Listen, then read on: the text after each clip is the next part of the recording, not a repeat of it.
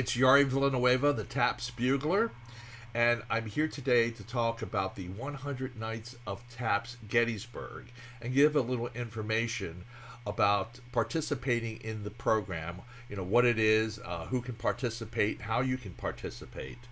And we thank you for your interest in this. But before we start any of that information to you, if you're watching this on YouTube, please hit that subscribe button down below and also like this video, and also feel free to share it with as many people as possible.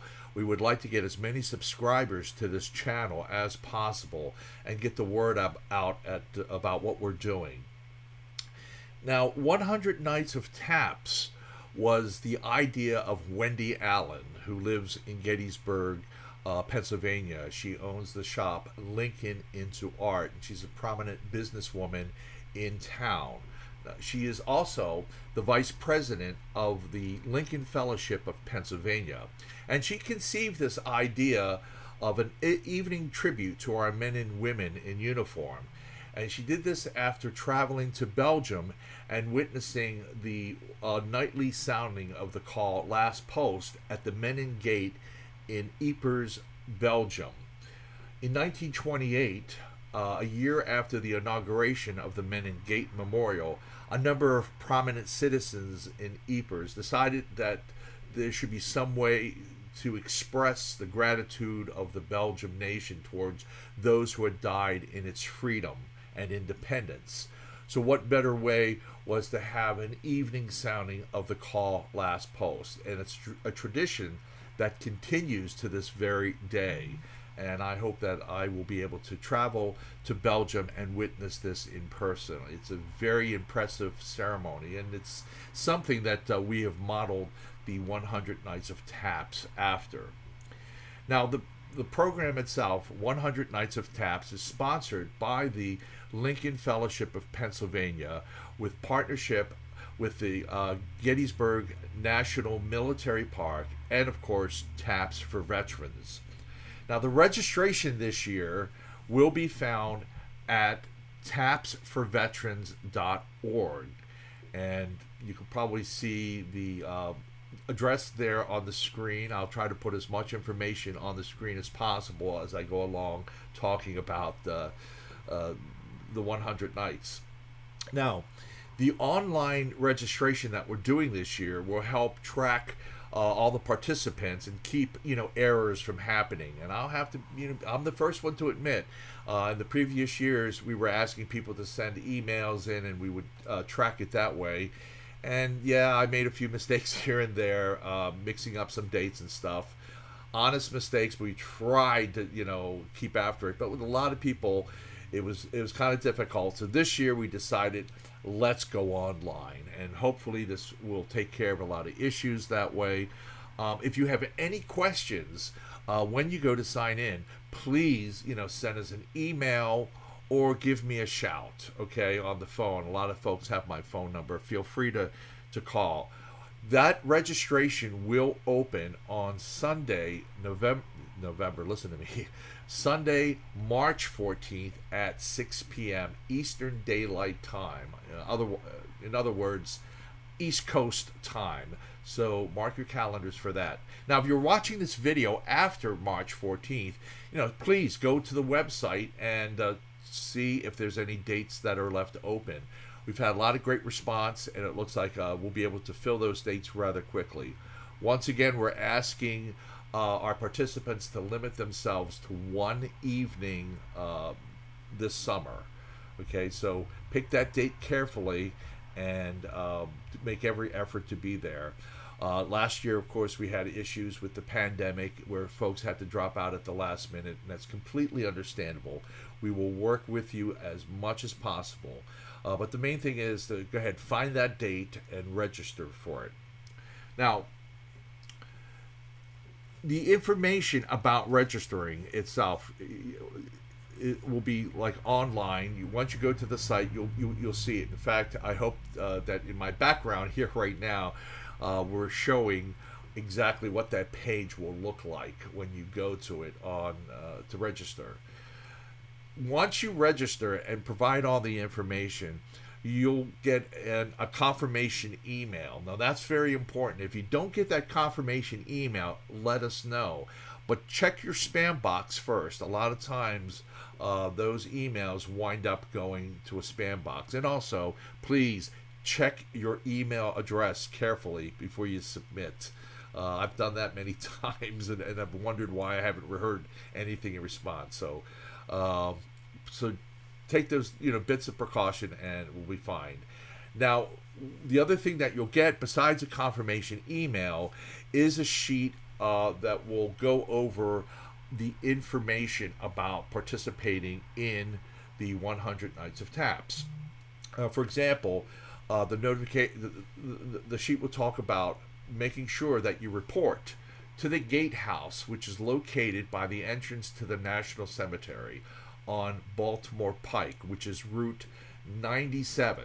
Okay, it's not Taneytown Road, not that entrance, which is up where the old visitor center used to be, but the one on Baltimore Pike. If there's any question about that, please let us know. It's the entrance that's just down from the entrance to Evergreen Cemetery, which has that large gatehouse that you have to go through to enter that cemetery. That cemetery, of course, has been there well before the Civil War, and there's many images of it.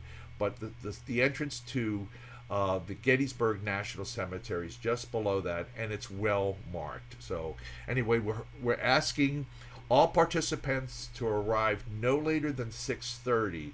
If you're not quite sure, be there a little bit earlier. We'll always have somebody there to greet you. Our presenters are always there by 6:30 so they can meet and greet all the buglers and then escort them up to the Soldiers Monument where they will sound taps. Taps happens at 7 p.m. sharp. Now, there might be a special guest every once in a while who might give a short presentation prior to taps. And we will also have special ceremonies on Memorial Day, Independence Day, and then, of course, on our closing ceremony. And during the summer, we might have a few other special events, too. For example, I know that we'll have one on the evening of the Gettysburg Brass Band Festival. We'll usually have a lot of participants who come and play that evening.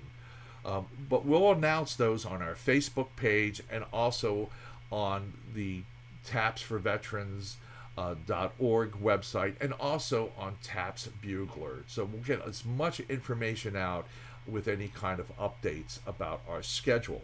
Now, the other thing, of course, to remember is that the program happens rain or shine, okay? The only time we will cancel this is if there is severe weather, a thunderstorm or something like that, or any kind of weather condition that might cause a safety concern. So if in doubt, call the phone numbers that you'll have on your sheet. Now, also, performance bios. We'd love to, tell the world about who is performing for us each evening. And you can really help us out by sending a bio to us. And that will be sent to our email address, which is Gettysburg Taps, all one word, Gettysburg Taps @gmail.com. What we'd like to have you do is write a short narrative of yourself. Don't write it in a bullet format or a resume type form. It's nice to be able to put it into, like I said, a narrative form that we can put up onto the website. Wendy is really terrific about making corrections, and she can actually take those bullet forms and those resumes and make it into a narrative. But hey, let's not put too much work on her because she's doing so much already. So if you could put it into a narrative form, that would be great. Also, send a high-resolution photo of yourself along, and make sure that photo is of you holding the bugle or holding a trumpet, something that so people who are looking at it knows that, oh, it's a person who's going to sound taps. rather than just a regular headshot, or don't send a group shot like this is me third from the left. Okay, try not to do that. See if you can, it's very easy. See if you can have a photo of yourself and have someone, go outside, use your cell phone, and take a photo of you holding your trumpet or bugle. So not too hard, but yeah, please do that and try to send it in as high resolution as possible. Now, performing taps itself, performance guidelines, and this is the thing we've always have given out on the website and in the information we send out to everyone, but I really haven't gone and made a video about it. But it's important that we should talk about it. Now, taps is a solemn honor to those who have died in service to our country and to those men and women who are still serving in uniform today. Please make every effort to perform the call in a dignified manner. And you can refer to guidelines on sounding taps at my website, tapsbugler.com. And I've got the little link listed right here. It's very easy. It's taps.com, performance guidelines. In fact, if you just go to Google and Google taps performance guidelines, you'll find it. What we're asking is that you pay particular attention to the correct rhythm of taps. And why we're doing this is that we wish to be consistent in all the performances. Now, we may not and don't really expect perfection in the performance of taps among all the buglers who perform for us over the summer, but we would like to strive for consistency in the rhythm of its performance. And what is notable about the last post-performance in Belgium is the uniform performance of the call every evening. If you went there 10 years ago and go tomorrow, it will sound exactly the same. They take pride in making sure the call is performed in a uniform manner. And I think that's something that we could do also. Like I said, we don't expect perfection. We all miss notes now and then, and that's fine. But what would be really good is that we could be very consistent in the rhythmic performance of taps. Now, if you're not sure exactly what I'm talking about, here is a recording of Woody English, the principal bugler of the United States Army Band, sounding the call.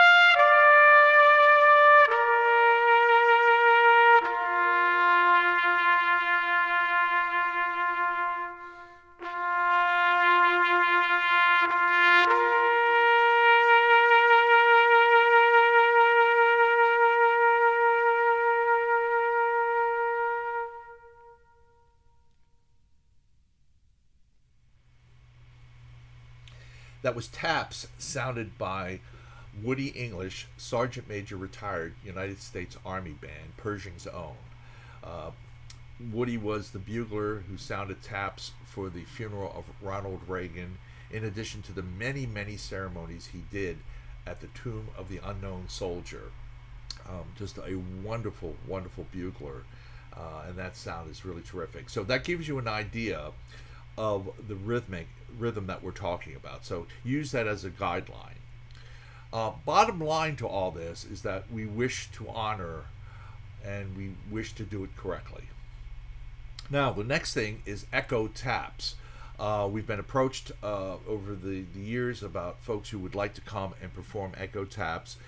While it's not, protocol to do it at military funerals, we've thought it okay because a lot of times it's family members who want to come and do the performance at the cemetery on 100 nights, and it's a nice way for them to perform together. So I have no issues with that, performing echo taps here for 100 nights. Please take a look at the guidelines that we have listed on my website.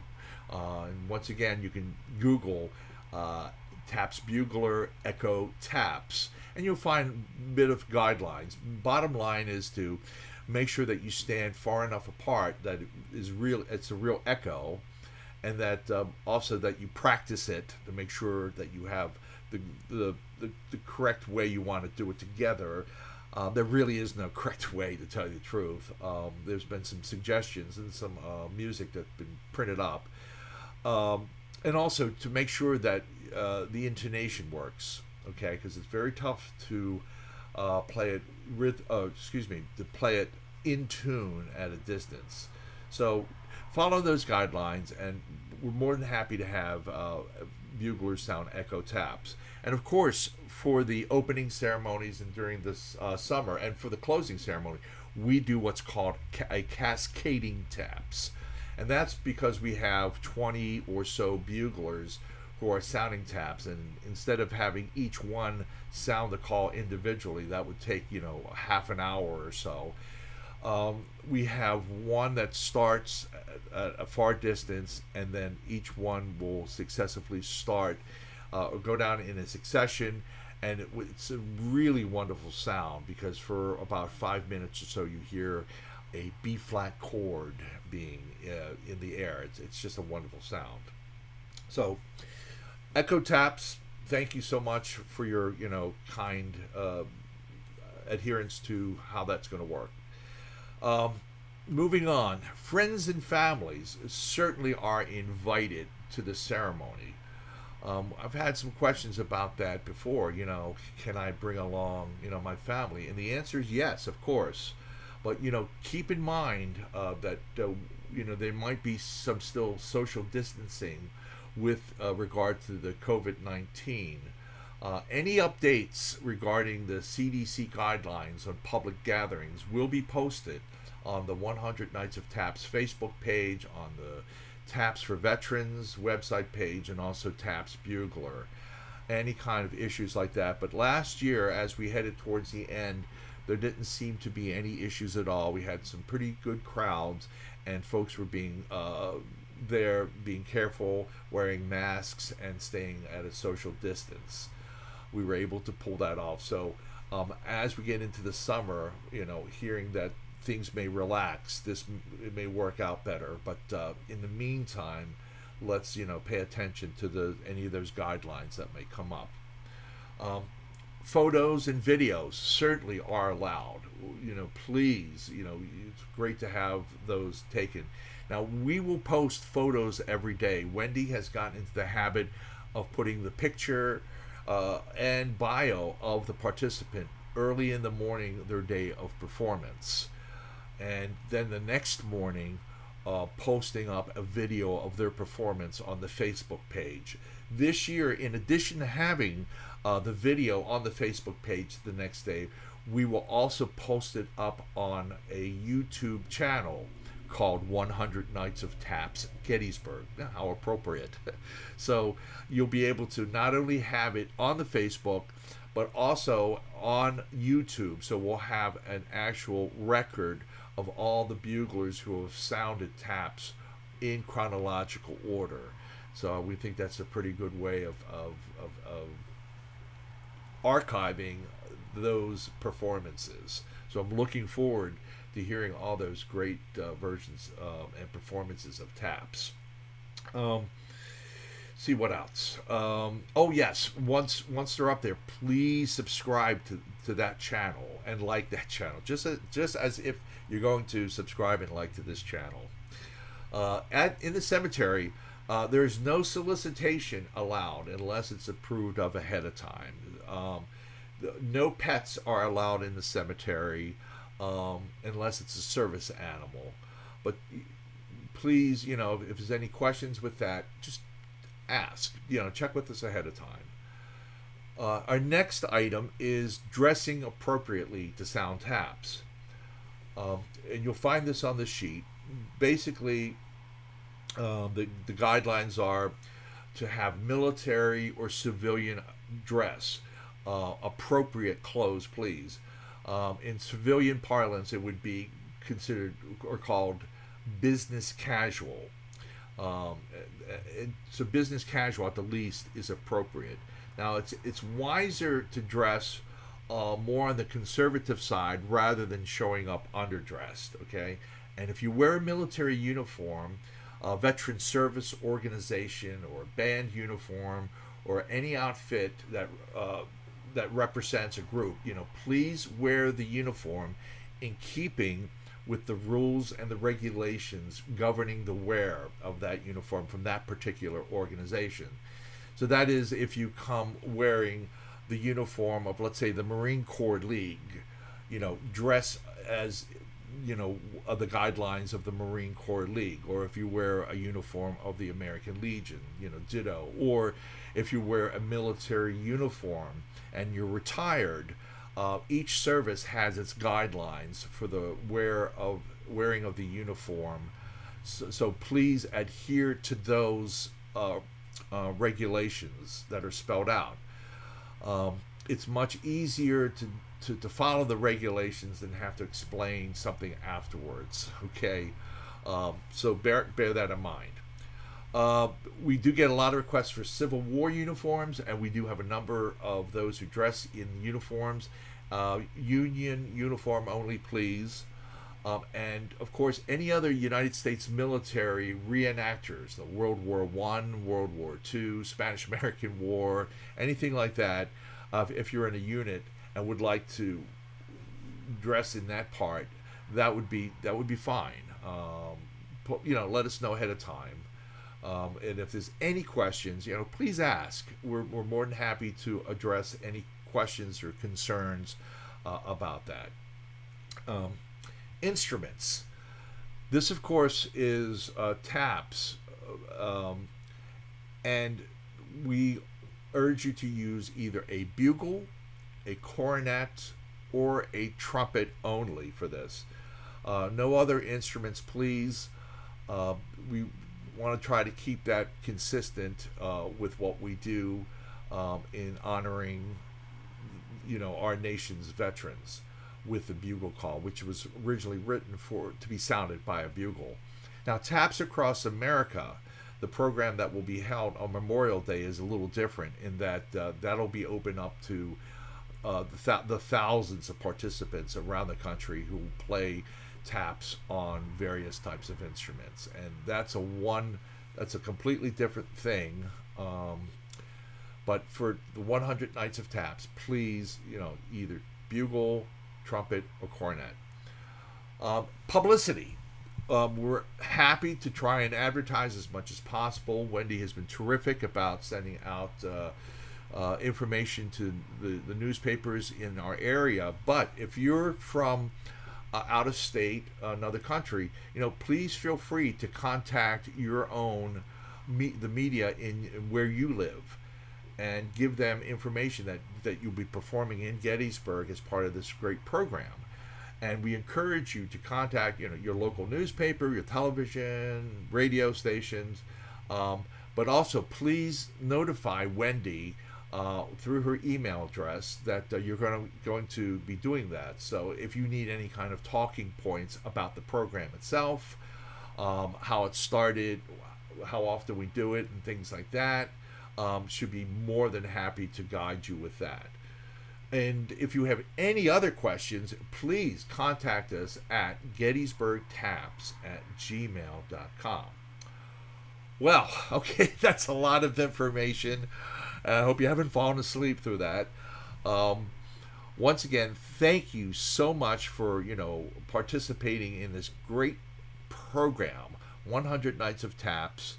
It's hard to believe that we're about to start 5 years.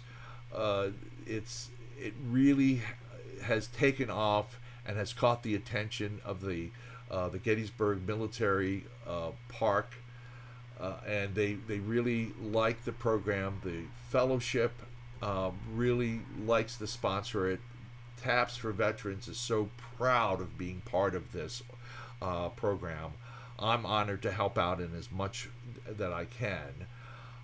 And we can't do it without you. That's the bottom line. Your taking of your time, of your talent, your experience, and your willingness to come to Gettysburg to perform. We just cannot thank you enough for doing that. And it's because of you that this program has been so successful. Wendy and I may receive some accolades for doing this, but we stand on your shoulders. Just no two ways about that. Oh, and I almost forgot, our presenters, the people who take of their time to come and introduce the buglers.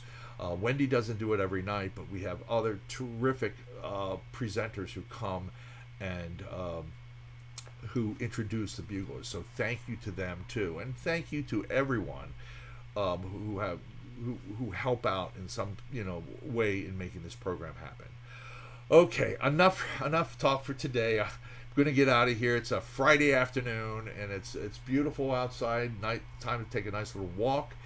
And I hope that if you have any questions, you'll contact us. And please, once again, make sure that you subscribe to this channel. And we'll be talking to you real soon, I'm sure. Thanks. So this is Taps Bugler, Yari Villanueva, saying goodbye for now. Talk to you soon.